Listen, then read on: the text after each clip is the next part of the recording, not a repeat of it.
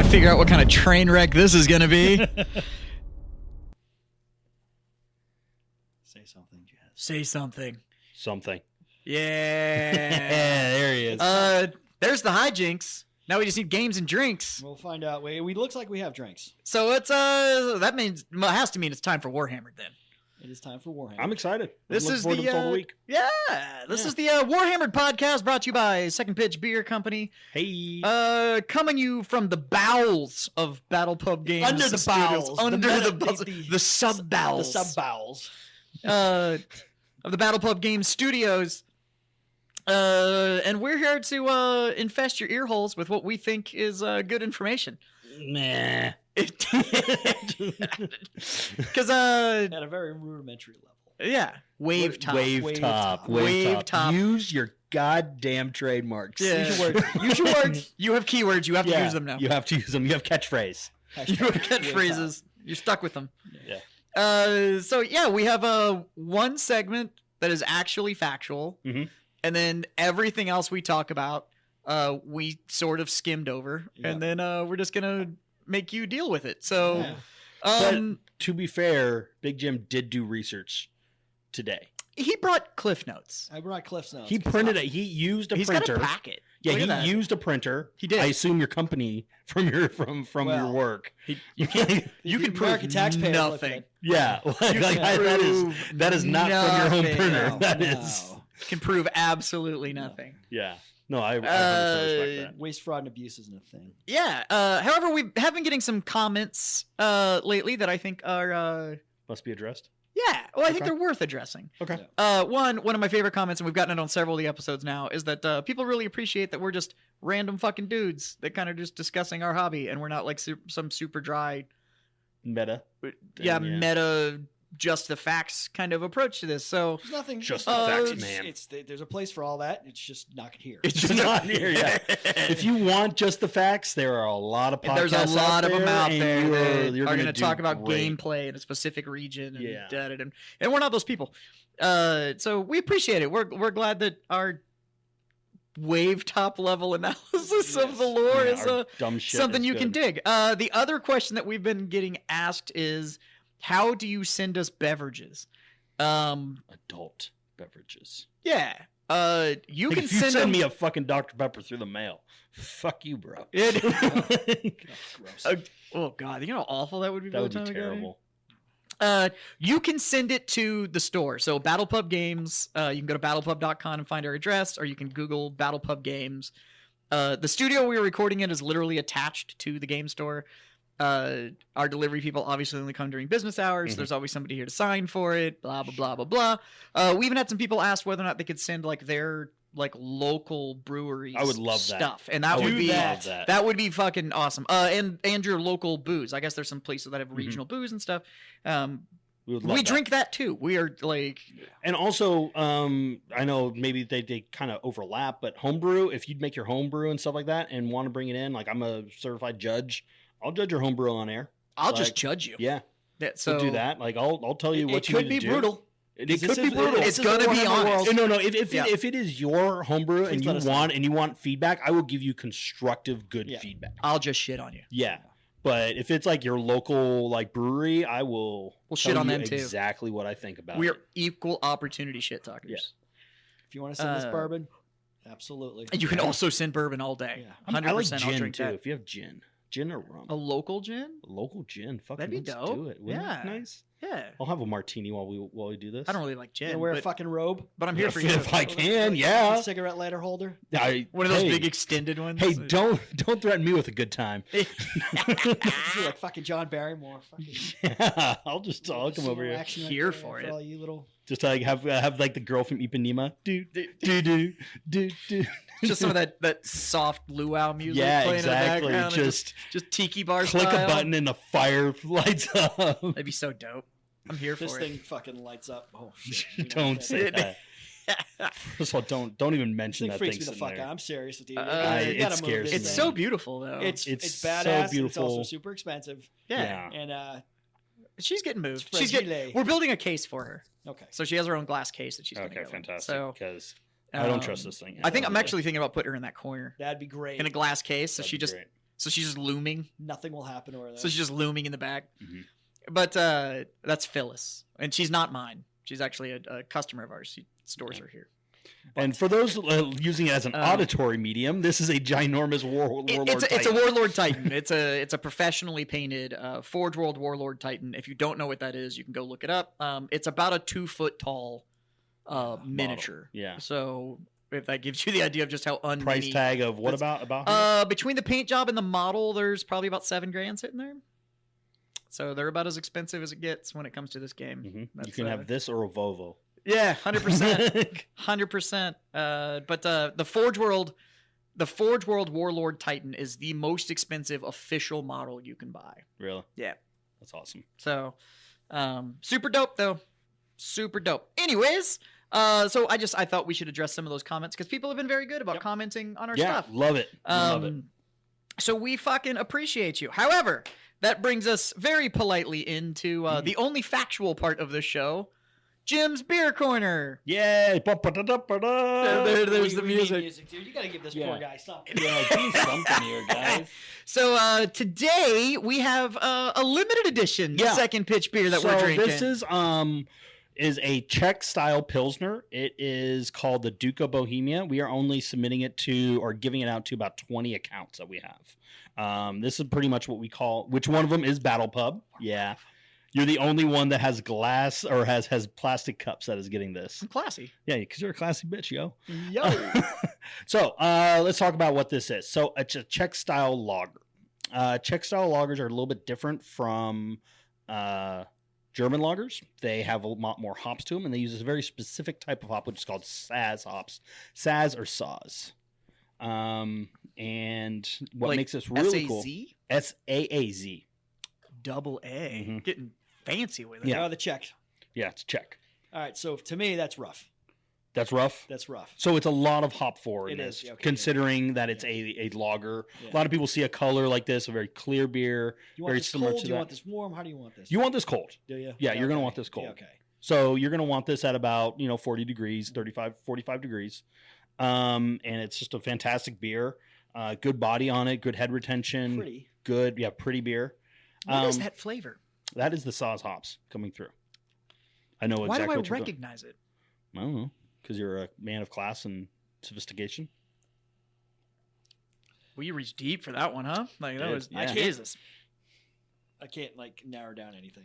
It's you're getting a lot. You're getting very unique flavor. It is a very unique flavor. You're getting on the malt side. You're getting a lot of water cracker, white bread crust. The hops though are going to be really floral. Almost like a kind of a potpourri kind of flavor to it. Yeah. You can definitely smell it. Mm-hmm. On the nose, it is very floral. Yeah. But not I don't know, potpourri is almost too strong. It's like fresh wildflower kind of smell to it. No, yeah. It's got a very This is going to sound bougie as shit, but it very much does have a meadow scent to it. Yeah. And that's what it's supposed to have. Yeah. And this beer is a passion project. It smells like a sunny day. It smells like joy. In Czechoslovakia. Yeah. Czech Republic. Czechoslovakia does not exist anymore, sir. Wow. Yeah. So this is actually a pet project of whatever. Yeah. This is actually a pet project of our QC manager, Paige Martin, the great Paige Martin. She is a fanatic about this. We'll have her on the show at some point. Yeah, we'll have her on the show. And this is her thing. She spends all year researching and making this beer. God, that flavor is just... Yeah, it's good. It's one off, man. It's definitely different. And that you're saying that's that Saz hops. Mm-hmm. Is it that hops is just such a unique flavor? It is it's a noble hop. That? It's really, really great. One of the cool things, and I'll leave you with one little tidbit about Saz hops and where we got the name. The Duke of Bohemia used to be the ruler of the Czech Republic, or the Bohemia back in the day. It was called the Kingdom of Bohemia. And it was actually against the law for anyone to take those hops outside of the country, punishable by death. Damn. So this was a very serious thing with these hops. That's their thing. They love it. So yeah, it's a fantastic beer. Light, crisp, good hot weather beer. I was gonna say it is sharp. It's sharp. Yeah. Yeah. Sharp is real a good way to crisp. put it. Yeah. It's sharp. good, but it's sharp. It is sharp. It's when it hits your tongue, That is not like the flavor will roll on. It's just like, nope. It hits you. Yeah. It slaps you around. It lets you know it's there. So fantastic beer. We're really proud of it. And it is going to be at several local bars and restaurants here in San Antonio. Yeah, I'm looking forward to having it on draft. Mm-hmm. It's going to be good. It's going to be great. It's good. And then we can also, if you go down to the brewery, we have it on draft at the brewery, but we also do it a very traditional way of pouring, which is on the side pull. One of those old side pull ones. So we have that. So it's a lot of fun. I don't have that. No, you don't have that. I don't. You're not cool enough. Nope. Yeah, we got it from the Czech Republic directly. Not doing that. Nope. Hard pass. Yep. So that's the beer corner. Bum, bum, bum. Fucking A. So that segues us into what we're going to talk about today. Yeah, so down memory lane. We're going to do a little a retrospective today, if you will. So we've been talking a lot lately about RPGs, specifically some of the fallout with Wizards of the West Coast.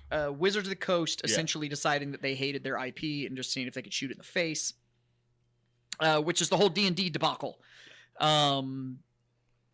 So we decided that with all of that, we would take a look at some of the RPGs kind of starting in like the golden age, which in my opinion is like late 80s, early 90s was kind of the golden age of RPGs.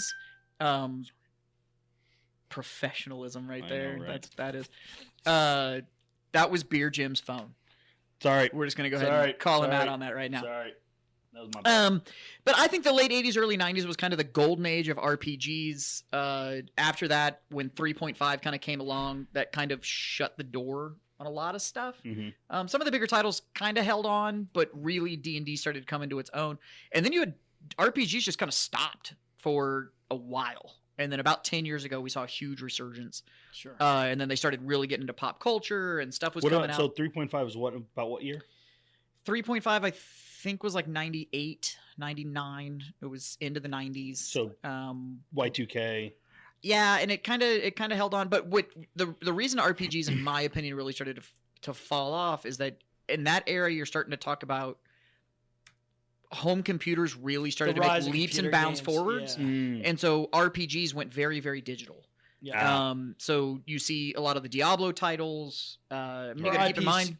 Segued into you had the same kind of role. Yeah. But they went on and then Ultima Online, some of those things. Yeah. Missed. EverQuest. Yeah. And then EverQuest, after EverQuest, we had. I mean, WoW came out in 2004. That was World of Warcraft. Yeah. And a lot of the tabletop guys just went to that because it was scratching the itch, and it was like you leveled up, you got gear, you had a group, you went on adventures, you went and dived dungeons, like. And then you could turn it off and leave. And then and if your party didn't show up, you could still play. So, guys, D&D V 3.5. Yep. Came out in 2003. Okay, so 03, so it was a little bit later. So, well, I guess I'm thinking 3rd edition. Gotcha, Caitlin. So yeah, that lovely voice that you heard is our producer, Caitlin, who is now mic'd up, and she's going to be able to chime in when we're idiots. Yes. And fix our stuff. So I don't know if this is a good thing or not, but anyway, it's going to be a great thing because the audience can go like, they really don't know what the fuck they're talking about, do they? Yeah, I know. Wow, you nailed that. I'm like the Wizard of Oz. You pay no attention to the woman but you behind the can hear curtain.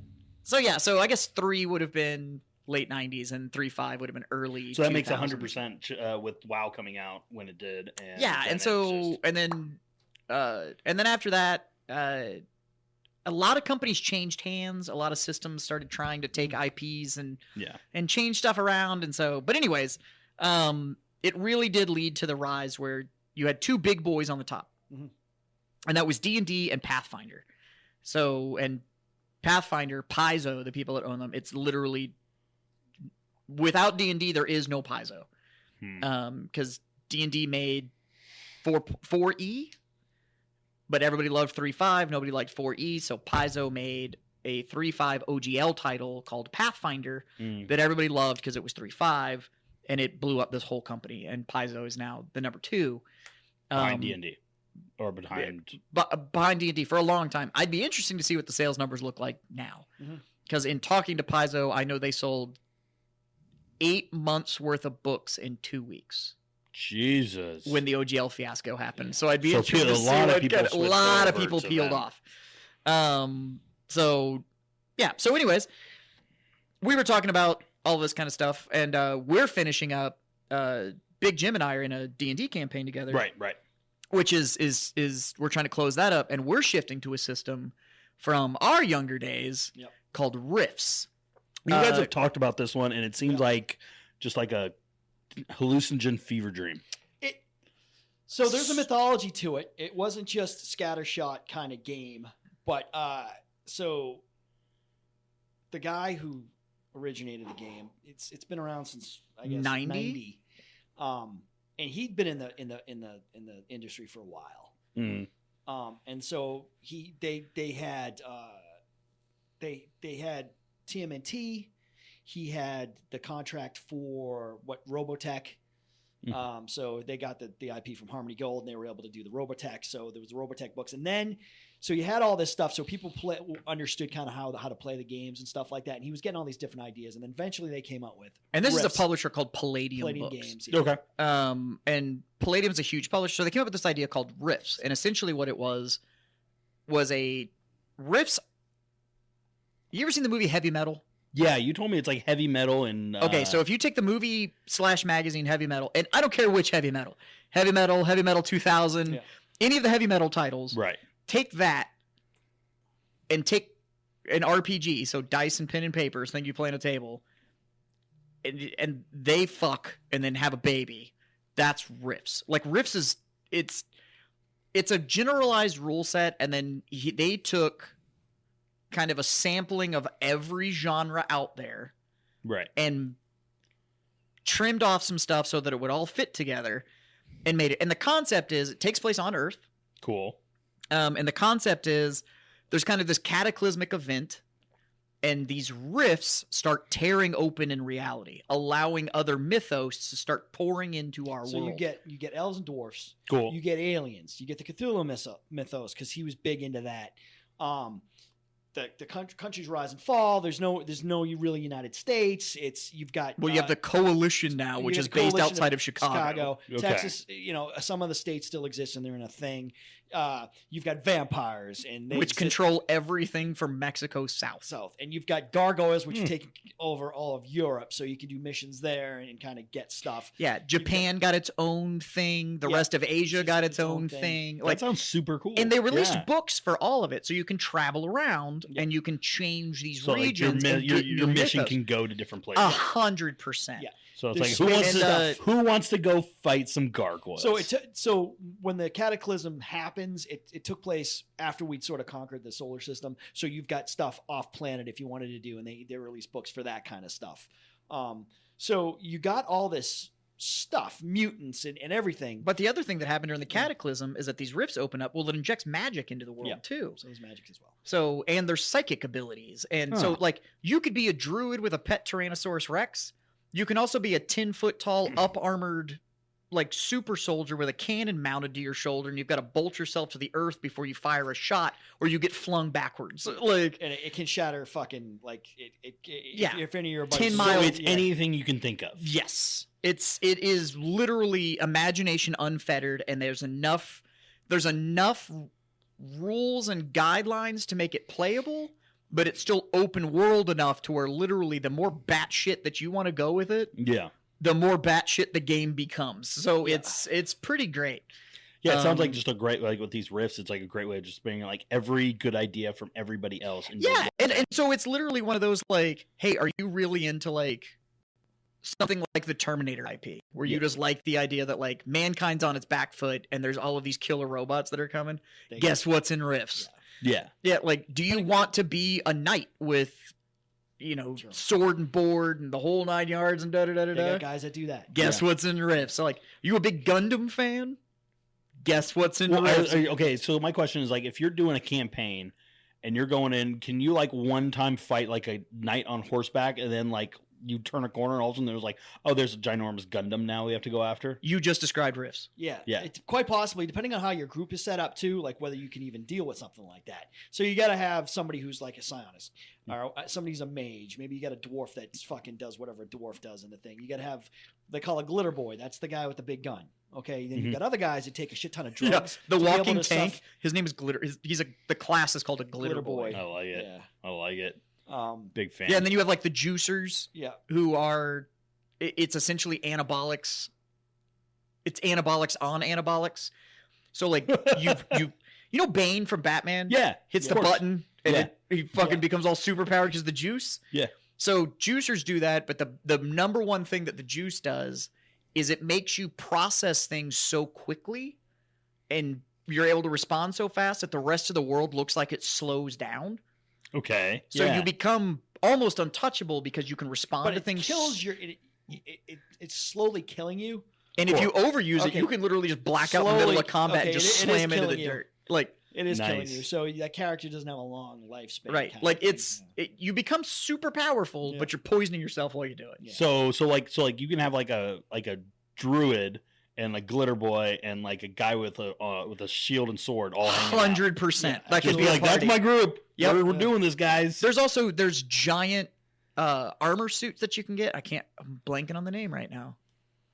I don't know. There's talking dogs. Oh, the dog boys? There's dog boys. Dog boys? Yep. They were a government experiment, so they're all soldiers. They're all like infantry soldiers, and they're called dog boys. And they literally took humans and they spliced them with dog DNA, and they're the new soldiers. They're called dog Space boys. Wolves. Space Wolves are there. Cool. But there's these huge fucking giant mecha, and it takes 5 people to pilot them. So you have like the pilot, the assistant pilot and gunner, the nav guy, and da-da-da. It's fucking Voltron. So you're just piloting a Voltron. This guy was just like, what do I love? Yeah. It's everything. It's literally. He had this. So they had the IP for both, like Robotech, and then they had the Teenage Mutant Ninja Turtle stuff.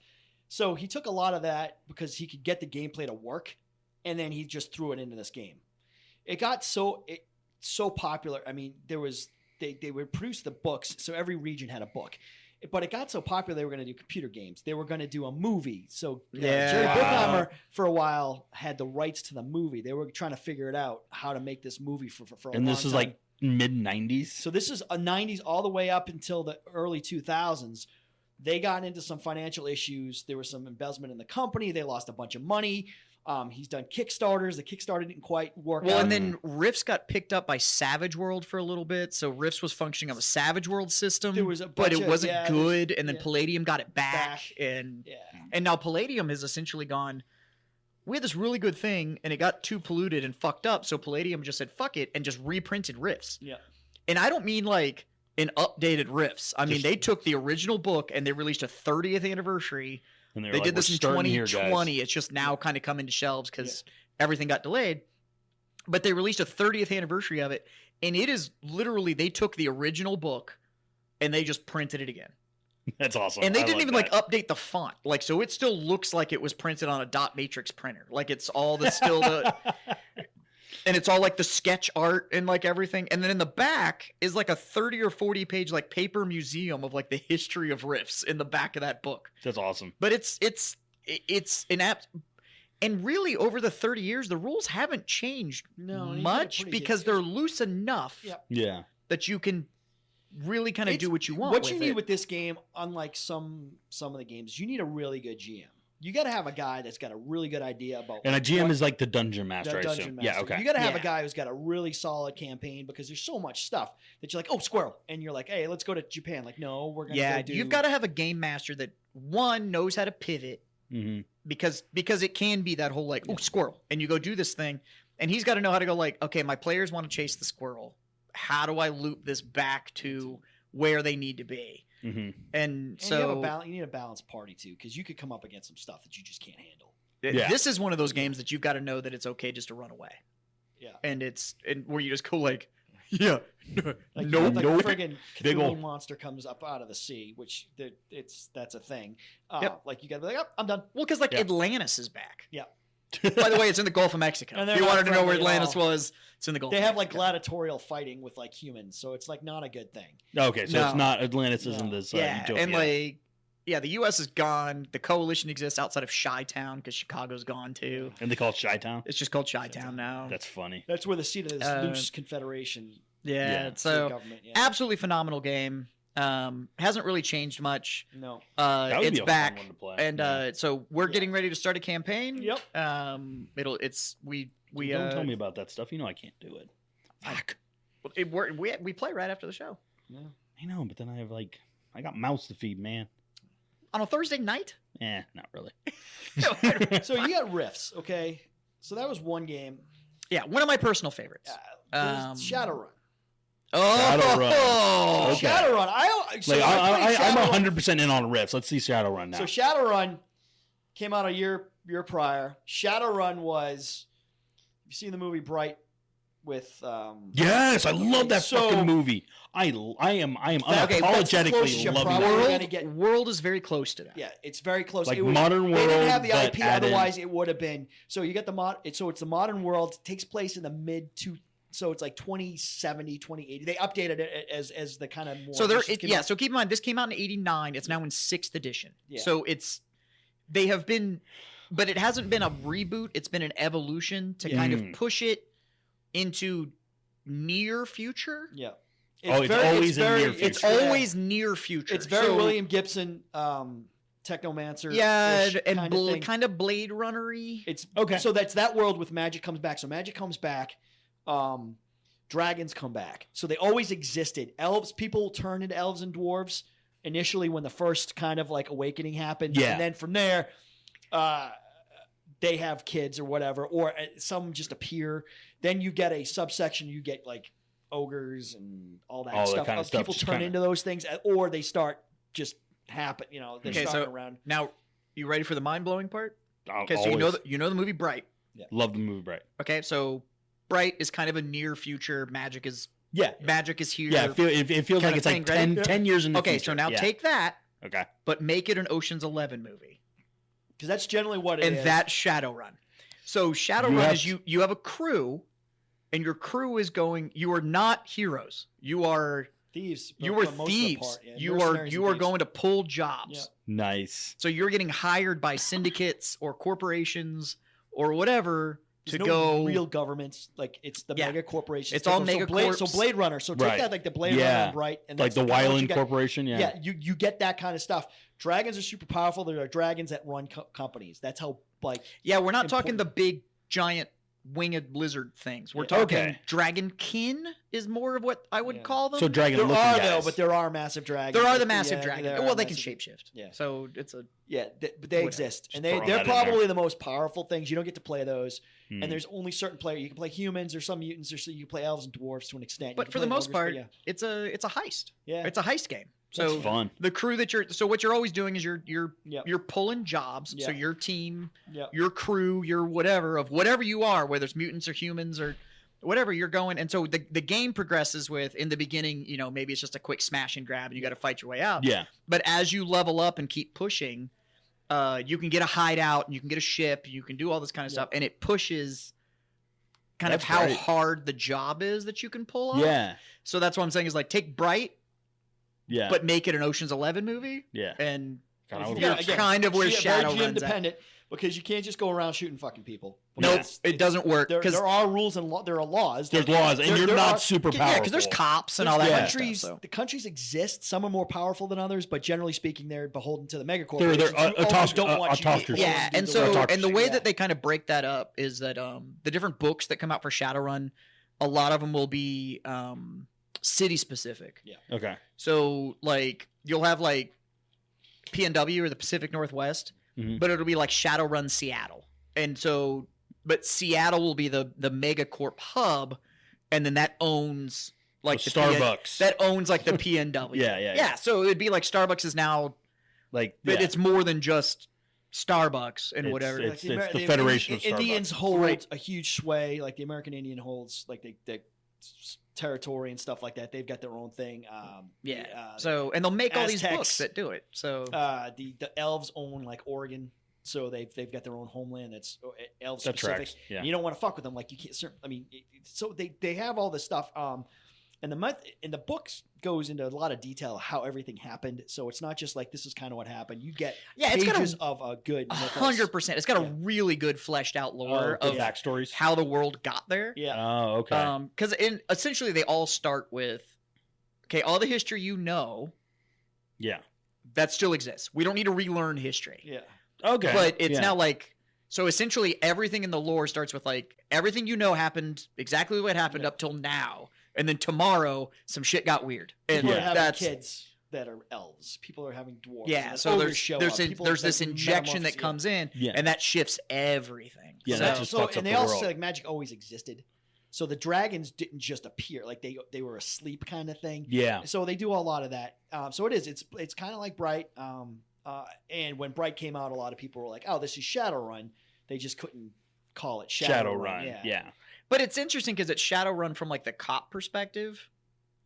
Right. Bright is. Yeah. I mean, Right. Bright is like Right, Shadowrun, cop, but from the cop. Such an underrated movie. From the cop perspective, well, some of it was it could have been a really cool story, and it got a little buried in some of the. Yeah. Almost too. It was small. Like it was really tiny, and so you didn't learn enough about the world. Yeah. And as a first outing, you should have made your point with it.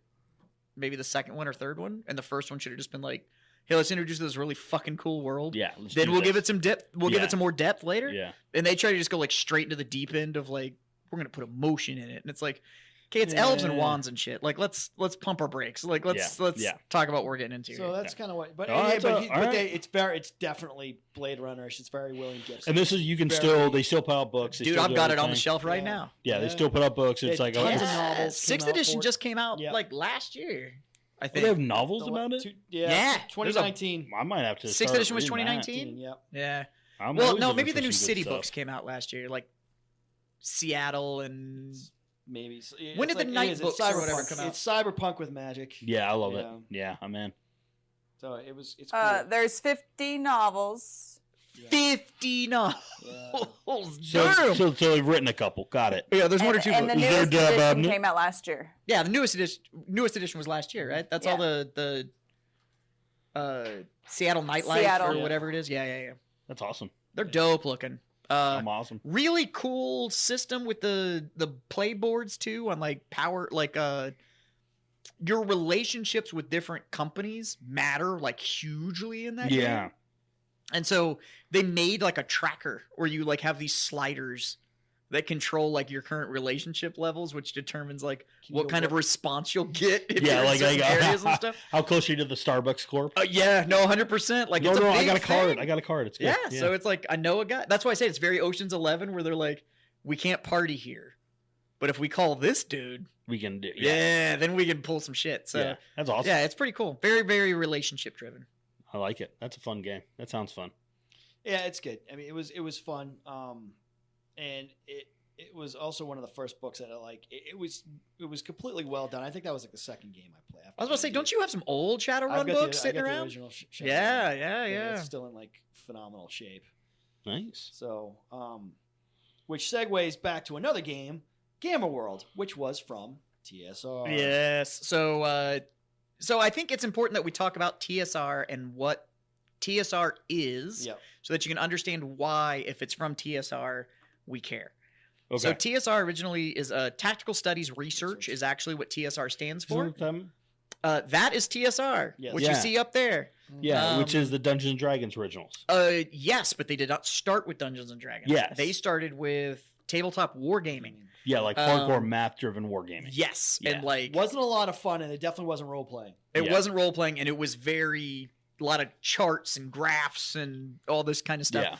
And it was all about historical, either at the time modern historical, so it would be like in the 70s when they did Tactics and Tactics 2, which was tank warfare. They had a modern one, and it was like the T-76 was like the most modern tank in that game, I think, or something like that. So it's interesting because they have a rule book for modern, and it's like old. But the modern, like the tank came out in like the 60s. So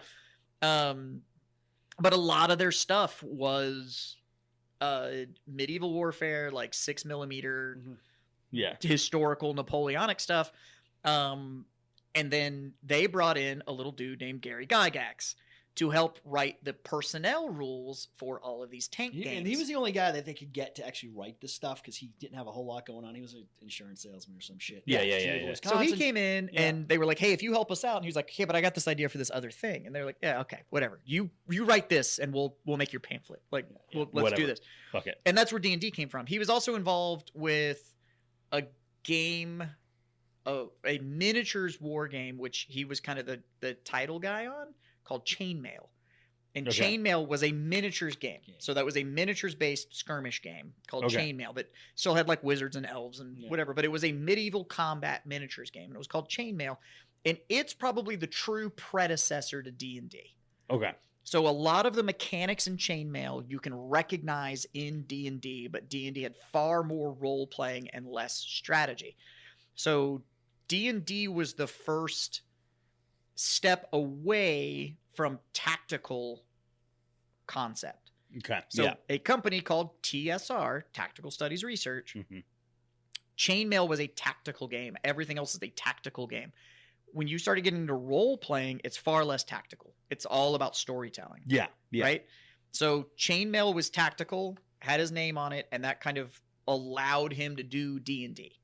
So and there's a lot to it, man. Yeah. There's a lot to There's a lot, but that is that is a good wave top covering. It is perfect for this pretty podcast. Factual as far as how certain things happen. So TSR though was originally, it was just 3 stacks of letters, TSR, and it said Tactical Studies Research.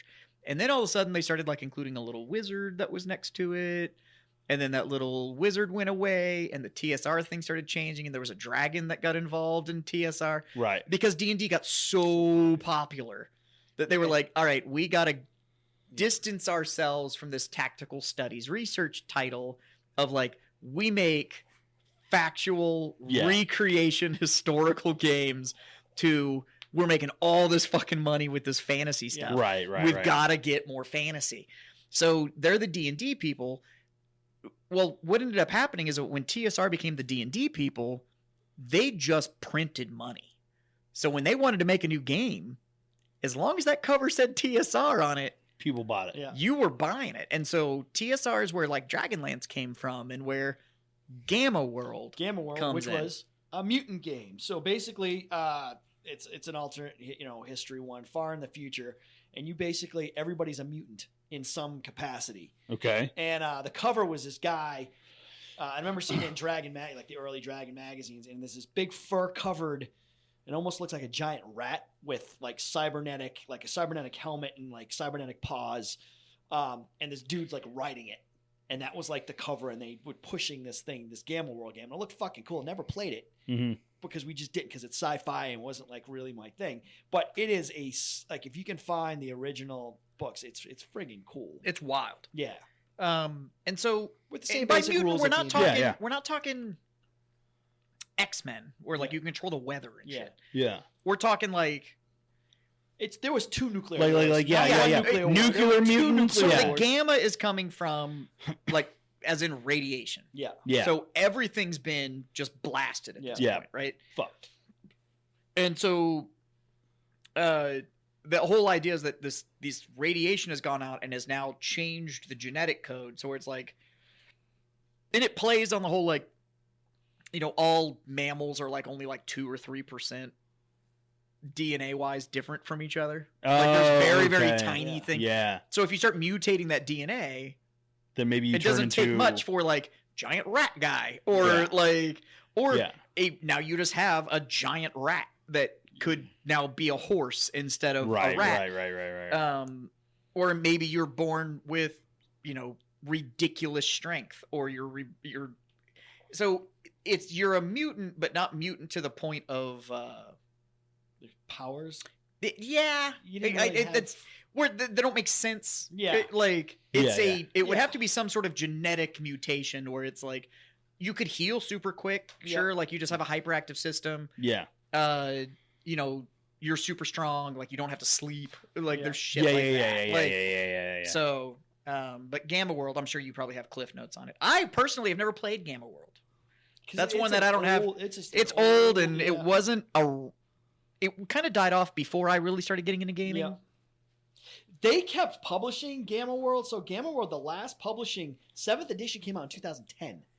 So they've kind of continued. It was for like so you had 78, 83, 86, 92, and then it resurged 2000, 2003, and then 2010, which you can kind of see how the resurgence of different. Yeah. Everyone's bringing back their old shit. Yeah, these guys are starting to bring back their old shit. But the art that showed up at Dragon Mag, it looked cool. It looked cool, but you can only play. How many games can you play? Yeah, right. So that was one of only people have so much bandwidth. Yeah. I'm like, but it looked cool as hell. Yeah. So there was Gamma World. So this is where we're just going through everything. These different ones. Another one that I think we played a couple of times and has now come back again. You're making me miss fucking Dragon Magazine. I love Dragon Magazine. I had tons of them. I wish they were worth something because I finally got rid of them all. Really? And I started buying them again because we started playing D&D again. But I had a ton of them because there was always good shit in them, and there was the ads, and they were a huge magazine. And then also the other thing, Dragon Magazine too, they would put out a class that you could be like, well, if you had the Dragon Magazine, be like, I can play this because here's all the rules. Like, I don't care, it's not in a book. Fuck you, I'm playing this. Yeah. Whatever. Yeah, and there would be like little mini one shots and monsters and like all this kind of stuff. This is kind of a cool pretty fucking monster. great. Like, let's use it, whatever. So there's another game, Twilight 2000. So Twilight 2000, which I sell. It is now made by a company called Free League Publishing, and it was a military game. So it's so it's not our Twilight. It's not Jazz's and I's. No, it's not. No, our Twilight. No. Yeah. So it takes place after a Third World conventional war. So after the war, not during the war, where a lot of you play from a native perspective. Like you're trying to almost get home. Okay. Like there's been some nuclear fallout, and you're trying to get home. So there's also like little missions you're trying to get back. So you've got a team of soldiers, and you're running around. Doing and to give you an idea of timeline, why it's called Twilight 2000, it's essentially the Cold War doesn't stay cold. Yeah. Okay. So we get the third major world conflict. So it's set like in like 3 weeks. Yeah. No, this is set. That's more no for us right now. But no, it's more set like late 80s, mid 90s. It takes place. The war itself takes place in 2000. So 97 to 2000. That's when everything is the place. actual war. Yeah. Right, Yeah. and then so it's the aftermath of that. Yeah. Now, what's really unique about Twilight 2000 and the way it plays is it is an RPG. Yeah. It is without a doubt an RPG. However, it is not played with the idea of you have a party and a game master. Okay. So you have players that are involved and they're all trying to get through the mission that's laid out, but then you have a game master that operates as like an arbiter. Okay. So it's an interesting format because it's semi versus semi cooperative. Like that's what made the game tough to play because you were playing both against and with the other people at the table. Yeah. So it may be because you were trying to get home. Yeah. So let's say Big Jim and myself are at the table. Now, for a couple of sessions, it may be that he and I cut an alliance because we're kind of going the same direction. Yeah. But now we're coming to the point of resources are getting fucking slim. Yep. Yeah, how do we do this? And so all the declared action and stuff that's happening is being done by the players, and then you have an arbiter. Okay. Who's like literally a judge that is just a cut and dry. He's the final word so that you don't get into That's what made it a little different.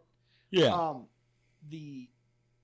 The backstory is and that kind of stuff because it was like a lot of Red Storm Rising and some of the stuff that they took it from. I've read a lot of the books that they took some of the ideas that what was supposed to happen and how they thought a World War III was going to play out. Mm-hmm. So they use that stuff to then create this mythology that is it's accurate because of some of what the people who wrote that mythology weren't running it for the story, but they took it from the story. Got it. The movie Threads and some of the backstory of how that movie, that was the British version of The Day After. If you've seen this, no, I haven't seen that. No, it's a nuclear war. It freaked the fuck out of people. A lot of that stuff and how the war is supposed to play out is they use it in 2000. Right. Okay. There was a cool there was a nuclear, like on one of the little campaign books, there was a nuclear powered submarine that it was in Maine or something, and it was like tied up to a pier, and that was running the town. Like they hooked up fucking. Okay, it was just like their generator. It was like their generator and shit. So that's the game. It reminds me of like was that Rock movie? The not with the Rock, Vin Diesel. Something AD or something like that. Oh, Babylon AD. Babylon AD. Yeah, kind of feels like that a little bit. Odd. Like after the fallout and everything, and he's just like, I have to get to this place. Yeah, kind of thing. Yeah, it's an odd. It was fairly popular. Like you saw a lot of those books running around only because it was like a Cold War time period. Like that's why everybody wanted to play. There was no other game like there certainly wasn't any game like this. Mm-hmm. You had mutant games. You had but this stuff. But this one has no like weirdness to it. No magic. No. This is like came out in '84. It was. I think it was a year or two before Hunt for Red October, and then Red Storm Rising, which got it. Books. Yeah. So it was before that, but it was the whole Cold War thing. Yeah. So and it played into that because there was no games like that, no big games like that, where it was role playing. I mean, there's tactics games like that, kind of, but there wasn't anything like that. So it was a bigger one. I mean, people played it, but it was odd. It was definitely different. Yeah. It was like, the whole like cooperative kind of not cooperative. It was kind of weird. So, you would have to really choose. It seemed like you would have to really choose your play group well. Yeah. Yeah. It takes a certain Yeah. level of player that really you get an overly competitive group together. Yeah. It doesn't play super well because you just end up breaking the narrative almost immediately. Mm-hmm. Yeah. And then it kind of turns into like, just go play war games. Yeah. Like, if that's what you want to do, then just go play war games. Yeah. But if you really want that thing, but you want that threat of the other people I'm at the table with are probably more dangerous than what I'm going to face in this world. Yeah. Yeah. It adds a certain thing to it. It adds a nice wrinkle for sure. Definitely you a had good all wrinkle. these games, so you had a lot of this stuff. And a lot of the stuff we talked about too was sort of how the times were. Yeah. Everybody's worried about getting fucking nuked. As we got into the 90s and the wall fell, you got vampires and the folks. Yeah, White so Wolf then you end up with Publishing like the entire World of Darkness piece that came out, which was Vampire the Masquerade and Werewolf. Those people are fucking weird. The people who play that game. Yeah, you're telling me that was the fucking weird strange, one. man. Yeah. The problem is that's actually a really good fucking system. Like the It game is very system good. itself It's well is done. awesome. Isn't Vampire the one with the cross arm thing? That's the guy that thinks he's invisible. Yeah. Yeah. That's Vampire the Masquerade. Yeah. But the game system is awesome, and so like all the World of Darkness titles are actually fucking great. Uh-huh. Like the system is great, the world is great, it's super immersive. They've really fleshed it out. The problem is the players get a little too deep. People dress up to play it. Yeah, it gets a little too deep because World of Darkness. We should play it. So weird. We should do World of Darkness is fun. The problem with World of Darkness is that it's not a combat system. Yeah. It's a role playing system. Yeah, and that's the other thing So- too. You do a lot of just normal shit. It's like I'm gonna go have dinner, like kind of thing. Well, because it's a lot of it's very political. It's Yeah. very it's like a lot of economy. That's it's why a lot people of that got kind of into stuff. it. Like you got the weirdness because you were doing semi-normal things or building like a business or like a sort of like So you've it was, seen all the movies where the vampires own it's stuff. Yeah, so Yeah. it's completely It like was very empire building. like very somebody could just leave their shitty reality and just live in this. It one. was the Exactly definition of how it was. escapism. Yeah. It was. And people get a little too deep with it, and Yeah. that's when it gets a little like, okay, this is Yeah. you got to let this go. Yeah. I mean, there's a difference between dressing up as your barbarian dude and being like, all right, and then being done. These people fucking believed it. And I got that from the get-go playing it. A buddy of mine played D&D with it, and he's like, how do we play this game? So he had this whole other set of friends that we didn't know. And then we played, and me and my buddy are like, this is fucking weird, dude. Like, I do this to blow off fucking steam. They're like into it. And it was very like hippie, but vampire-y. And after that, I'm like, I'm done. I'm like, I'm not. For a doing lot this. of them, it is everything else is an avenue just to get back to that game. You get to go play. And then you have people that game because it's a break. Yeah. Yeah. And these guys are like, no, everything that I do that's not the game is the break. And then I get back to the game, and it's kind of reversed. And it was odd. And then because we weren't into it like they were, we never got invited back.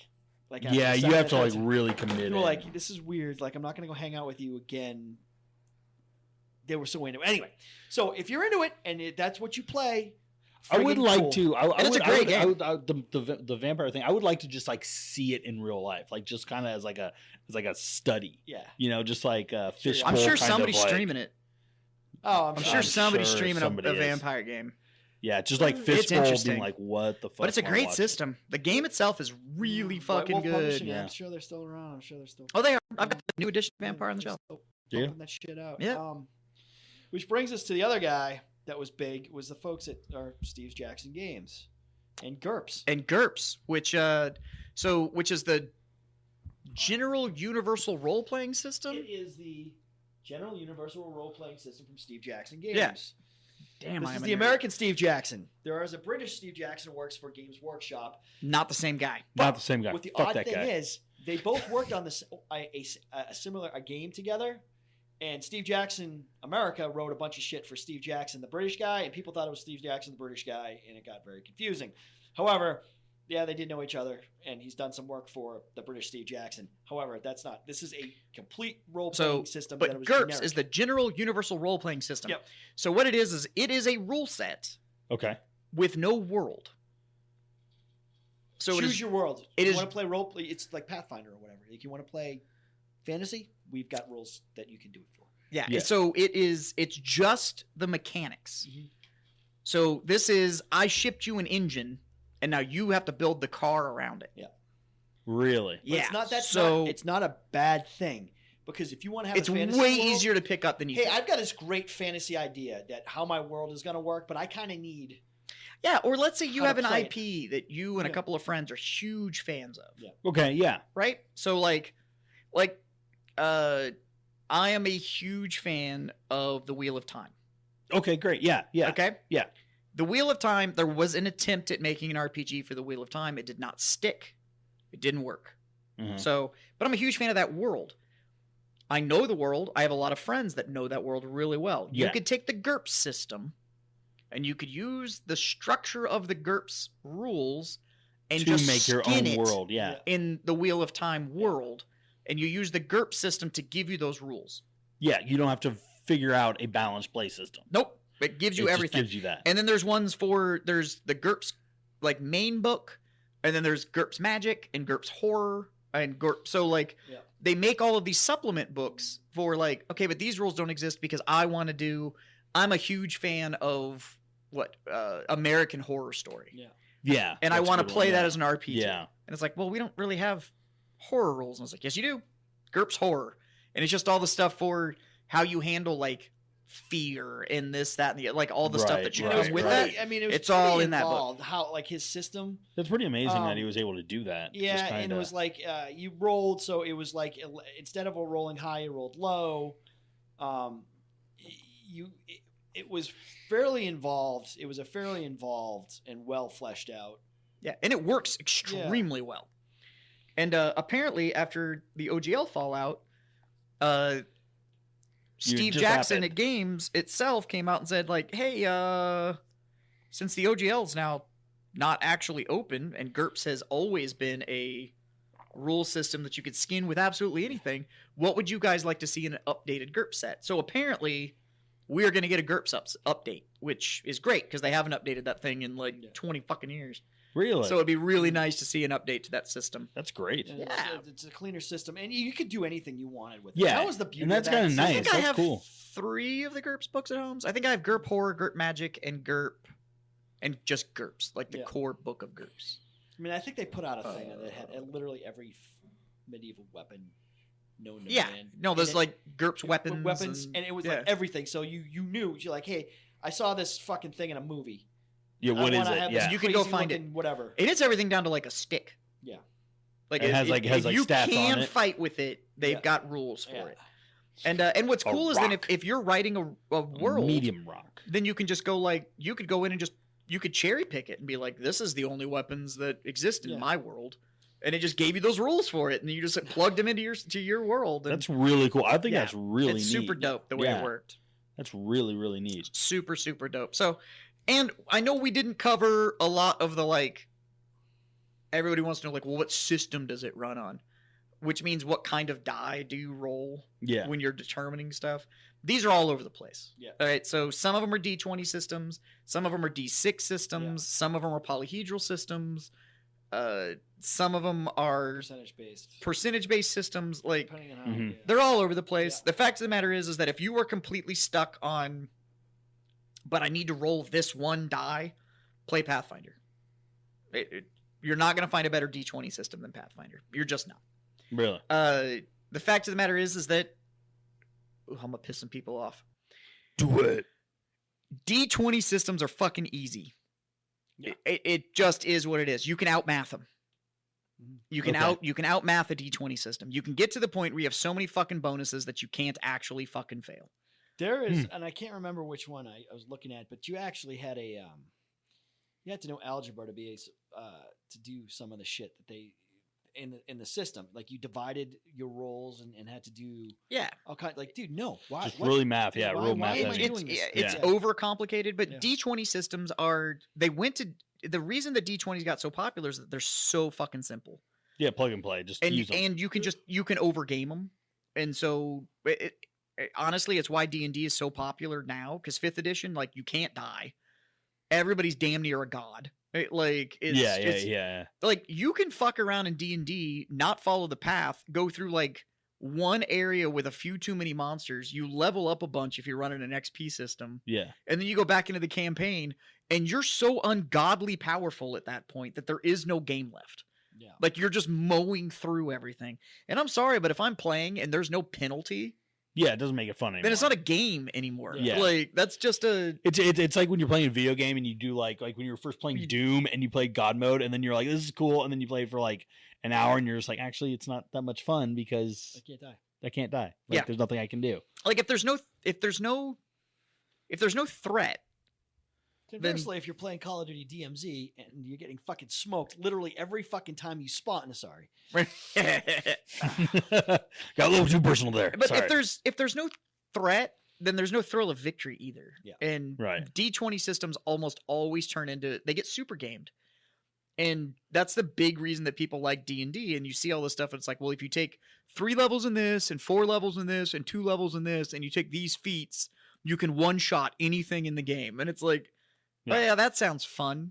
Well, there's always going to be those people. Like, we deal with 40K all the time, like the meta work and stuff like that. There are people who are always going to try to figure out. They're going to try and metagame it. And so my favorite systems are actually D6 systems.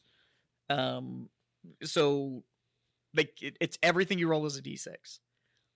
And so there's a system from Evil Hat Productions called Blades in the Dark. So Blades in the Dark is another heist one, but it's set in like Victorian times. Nice. And there's some magic and stuff in it. It's a very interesting system, very interesting world. But all of the power that runs in it is off of ghosts. So when you die, your ghost doesn't like leave, just hangs out, and they turn you into like batteries and shit. So it's kind of a cool world, but steampunk with ghosts. But it is actually kind of steampunky. Yeah. But it's a D6 system. So you're considered a subject matter expert on whatever you're doing. Like, you don't have to say, like, I have this gear. They're like, you're a professional criminal. Like, we expect you just to have these things. Yeah. So, but you only get to roll a D6, and it's degrees of success. And the only way that you fail is you roll a 1. A 6 is you nailed it. A 4 or 5 is you did it, but maybe not the best. Like a 3 or a 2, 3 is you accomplish it, but it was fucking rough. And somebody probably got hurt. And go, and then a 1 is like, you fuck. Like, you did not do this right. But the way it works is the better you get at something, the more D6s you get to roll. And you take the highest result of all the D6s you roll. But you can convince the GM to give you more dice. And it's like, well, I did this to prepare and this to prepare. Plus I have this skill and this skill and da-da-da-da-da. And you'd be like, okay, so you get your core die and you're getting 3 more. So now you're rolling 4 D6s and you take the highest result out of those 4 D6s, and that's the result you get. And then, knowing my ass, I'll get 4 1s. Could happen. And I'm just like, well, shit. Yeah. So there is an amount of luck to it, but the biggest thing that I don't like about D&D is it's things like, cool, I'm going to climb this ladder. And it's like, okay, I'm going to need a climb check. And it's like, okay, so... Well, I can climb a ladder. I'm a ninja at this point. You're telling me that I can't climb a goddamn ladder? Like, why am I checking absolutely everything. And it's like, some stuff I should just be able to do. Yeah. Or the it's DM, like, I'm going to walk over to this door. I like when the DM says, like, hey, I'm going to go, you tell the DM, I'm going to go do this thing. And it's in combat, or it's like, okay, you're going to do one check, but I'm going to give you 3 different things that you either did well or fucked up with, and you're going to go with it. Like, yeah, you fucking smoked the dude, but in the middle of it, your fucking weapon went flying off into the bushes, and now you got to go get it, or you're going to go punch the dude in the head with a rock because that's all you have because your goddamn fucking +6 axes went flying. Yeah, and so, and that's a lot of the stuff too. Like, if you roll and get a result, and then it just like unlocks like almost like a cutscene where the GM's like, okay, you do this, and here's what happens, and you just get told, like, you know, yeah, you threw your rope, but what you didn't realize is it hooked onto the leg of your buddy that was at the top of the cliff, and now he's fingernails into the fucking dirt trying to support your body weight while you're scaling this thing. You just created the scene, and it's so much better. Yeah. You created that's on immersion. the DM as much as anything. But that's a lot of it's on the GM. So, but ultimately, speaking of you, there, it's almost time. Producer. No, never mind. But silvers. Speaking of which, 2 silvers. We wanted to kind of take a walk down memory lane and show that there are systems out there with damn near as much history as D&D has. D&D's just the most popular. Like, that riff sounds amazing. It's incredible. So fun. And then the Shadowrun was the second one you talked about. Those are my heavy hitters. Shadowrun's your interest, huh? Yeah. Shadow, like, if you're a Blade Runner fan, Shadowrun's right there. It's super tight because you can do a lot of the stuff without even thinking about the magic. Yeah. And then the people who wield magic and some of the stuff, like, you almost can't fuck with them because it's like it's so. Well, and there's also an RPG out there literally called Cyberpunk. Well, it could be a Cyberpunk. I mean, it's just called Cyberpunk, and now the edition they're on, I think, is called Cyberpunk Red. That's literally. I mean, it's Cyberpunk, and there's so much background. And so we sell novels. We sell the Blade Runner RPG, and it's literally just the Blade Runner RPG. Yeah, I've seen that. That's cool. But excuse me. There's so many systems out there, and the systems have been around a long time. Yeah. I mean, everything that we just listed started in the 80s or early part of 90s. Yeah. So you're talking about games with 30, 40 years worth of heritage on them at this point. Right. I mean, D&D's old, but some of these others they're right there. Yeah. And to be honest with you, what you've got are games that I'm not saying D&D didn't do the Lord's work, because it did. It broke a lot of barriers. It did a lot of the heavy lifting. It figured a lot of it out. If you say role-playing game, you're only thinking of one, and then unless you play a bunch of them, you're only kind of thinking of one. But it opened the door, and to be honest with you, I'm a huge D&D fan, and I have been for a very long time. Just not a Wizards. But I'm not a Wizards of the Coast fan now. Yeah, that's and the thing with that, and that's kind of why we're doing this. It's easy for us just to shit on Wizards of the Coast and say go play something else. But when nobody knows what it is, hey, there's all this other cool shit. And to be honest with you, if you think tabletop gaming might be something that you're into, but maybe high fantasy isn't your jam, there's so much. There is something out there that will tickle that. That will tickle you. Now, everything you want to do, Predator, Aliens, Terminator, all that shit's out there now. We have one that we're bringing in called Everyday Heroes, and all of their campaign books are based on over-the-top fucking action movies. Yeah. So it's like Rambo and Pacific Rim and like all this, like, those are all the campaign books. I like it. So even if you don't want to do the whole like I don't want to come up with this world and whatever, play in a fucking world you like. It's all out there. Yeah. Play a world that you already figured out. All of them. You want something hyper brutal? There's a Conan one that is fucking just. Oh, is it? Oh my god. It is rowdy. So I mean, and it's fleshed out. Yeah. Yep, and it's already done. Like, you don't have to do like, I don't want to play elves and shit. Don't go be a vampire. Go be a glitter boy. Like go fucking Call of Cthulhu. There's a fucking Call of Cthulhu game. There's a Call of the Cthulhu one. There's Pulp Cthulhu. Like, there's all sorts of shit out there. So go find something that you actually like. Try something else on. I guarantee you, if you come to my store, if you go to any other fucking game store around the country, and you see like, hey, I'm kind of interested in this off-the-wall fucking RPG. Would anybody be willing to run a demo? Somebody in there is going to be a fan of that game and go like, I got you. Like right here. Let's sit down. Let's do this. Yeah. So just don't do vampire. 100%. So go do it. Anyways, I think we've wasted enough of these people's time with this walk down memories lane. That was fun. So yeah, it's good education. We got a little education on you. Education. You know, education is so important, and being right is so important. And you know who else was right? Fuck! God damn it! Lehman Russ was right. That was smooth. I gotta give him that one. Yeah, He's snuck that in there. So good. Second Pitch Beer Company and all the social medias, BattlePub Games, and all the socials, BattlePub.com. Send us drinks. Send us drinks. You can send it to the store, to BattlePub. Yep. And we'll get it. In the meantime, roll some fucking dice, make some new friends, because we're all about the games, drinks, and hijinks around here. So, boys, Gentlemen. here's to you. Skål. Hero.